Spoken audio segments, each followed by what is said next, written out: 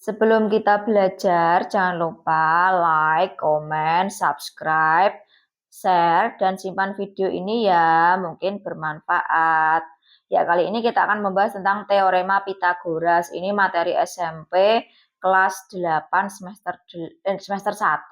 Apa sih teorema Pythagoras itu? Teorema Pythagoras adalah menunjukkan hubungan panjang sisi-sisi pada segitiga siku-siku. Jadi teorema Pythagoras itu berlaku pada segitiga siku-siku. Segitiga siku-siku itu segitiga yang bagaimana? Iya, segitiga siku-siku itu adalah segitiga yang salah satu sudutnya besarnya 90 derajat. 90 derajat itu yang bagaimana ini? Yang tegak lurus, biasanya diberi tanda siku seperti ini. Nah, pada segitiga siku-siku nanti ada 3 sisi, di mana yang tegak lurus itu adalah sisi siku-sikunya, dan yang di depan sudut 90. Nah, ini kan ada sudut 90. Sisi yang di depannya ini disebut sebagai sisi miring. Sisi miring atau nama lainnya adalah hipotenusa. Jadi kalau nanti di dalam soal ada kata hipotenusa, berarti kalian diminta untuk menentukan sisi miring. Jadi nanti teorema Pythagoras hanya berlaku pada segitiga siku-siku. Itu ya. Apa sih bunyinya teorema Pythagoras itu?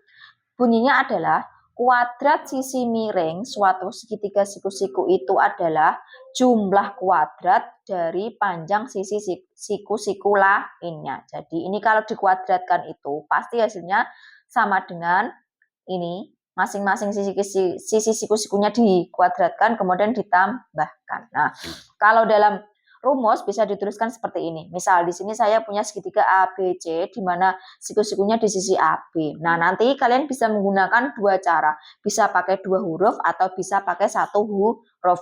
Kalau pakai dua huruf berarti pakai yang huruf besar ABC, tapi kalau pakai satu huruf makanya huruf yang kecil.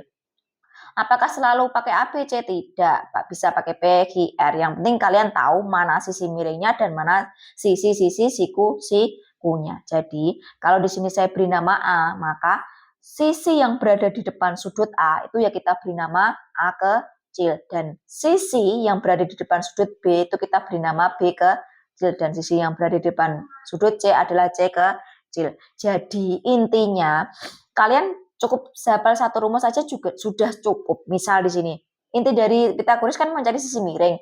Sisi miring di sini adalah BC atau A kecil. Jadi, kalau mencari BC, itu tadi kan jumlah-jumlah dari sisi siku-sikunya kan. Nah, jadi BC kuadrat itu pasti sama dengan AB kuadrat ditambah AC kuadrat, ya kan? Jumlah sisi siku-sikunya. Atau kalau pakai huruf kecil, A kuadrat sama dengan C kuadrat ditambah B kuadrat. Nah, kalau selain mencari sisi miring itu dikurangi, yang ditambah hanya mencari sisi miring. Jadi kalau selain mencari sisi miring itu pasti dikurangi. Contohnya misal kita mencari AB, maka AB kuadrat itu pasti sisi miringnya dikurangi dengan sisi siku-siku lainnya, ya kan? AB kuadrat sama dengan BC kuadrat kurangi AC kuadrat. Ini kalau pakai huruf kecil. Terus kalau mencari AC kuadrat juga sama, berarti bukan sisi miring, berarti dia dikurangi, maka BC kuadrat kurangi AB kuadrat itu ya. Kalau kalian hafal satu, pasti yang lainnya bisa. Pokoknya yang ditambah itu hanya mencari sisi miring. Kalau tidak mencari sisi miring, pasti dikurangi. Sampai sini paham ya? Silakan kalau mau ditulis dulu nggak apa-apa. Nanti bisa di stop kalau ketinggalan untuk menulis. Nah, sekarang saya punya contoh. Di sini saya punya segitiga ABC, siku-siku di A, di mana sisi siku-sikunya itu 3 dan 4. Kita diminta untuk mencari BC. BC apakah sisi miring? Iya. Kalau dia berada di depan sudut 90, pasti dia sisi miring. Jadi, bisa kita tuliskan rumusnya adalah BC kuadrat. Kalau sisi miring kan ditambah, berarti AB kuadrat ditambah AC kuadrat. Di sini kalian harus hafal bilangan berpangkat dan bilangan akar. Kalau tidak hafal, ya nanti kalian kesusahan. AB-nya berapa? 3. 3 kuadrat ditambah AC-nya berapa? 4 kuadrat. Ini yang depan tetap ya. 3 kuadrat berapa? 9. 4 kuadrat 16. Sampai di sini paham ya. Nanti dihafalkan lagi kalau belum hafal. Nah, baru kita tambahkan. 9 ditambah 6, 9 ditambah 16 adalah 25. Nah, apakah sudah selesai? Belum. Karena apa? Di sini kan masih BC kuadrat, sedangkan yang ditanyakan adalah BC. Jadi, untuk bisa mencari BC, kalau BC kuadrat sama dengan 25, maka BC itu adalah lawan dari pangkat adalah di akar. Jadi, BC adalah akar 25. Berapa akar 25? Yaitu 5. Gitu ya. Karena ini mencari sisi miring berarti harus ditambah. Nah, lanjut. Contoh yang lain.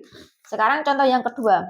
Loh, kok bukan ABC? Nah, tadi kan saya bilang, huruf tidak masalah. Yang penting kalian tahu mana sisi miring dan mana sisi yang lainnya. Yang ditanyakan adalah PR. Yang diketahui QR dan PG. Apakah ini sisi miring? Bukan. Ini sisi siku-sikunya. Jadi, kalau mencari PR, karena dia bukan sisi miring, pasti dikurangi. Siapa yang dikurangi? Ya, sisi miringnya. Sisi miringnya siapa? QR. QR kuadrat kurangi sisi siku-siku yang lainnya. PG di sini yang diketahui. Nah, PR-nya tetap. QR-nya berapa? 15 kuadrat kurangi 9 kuadrat. Ini tetap. 15 kuadrat berapa? 225. 9 kuadrat 81. Jadi 225 kurangi 81 berapa? 144. Nah, berarti akar dari 144 berapa? Ya, 12. Gitu ya. Itu kalau mencari sisi PR. Nah, sekarang contoh nomor 3, mencari KL. Silakan kalian hitung. Nanti kalau sudah dapat jawabannya, silakan ditulis di kolom komentar ya. Nanti kita bahas mana yang benar dan mana yang salah. KL itu mencari sisi miring atau tidak? Nah, silakan identifikasi dia mencari sisi miring atau tidak, ditambah atau dikurangi. Kalau sudah ketemu, silakan ditulis di kolom komentar. Ya, gitu ya. Terima kasih, semoga bermanfaat. Kita bahas lagi materi yang lain di pertemuan berikutnya. Terima kasih. Selamat belajar.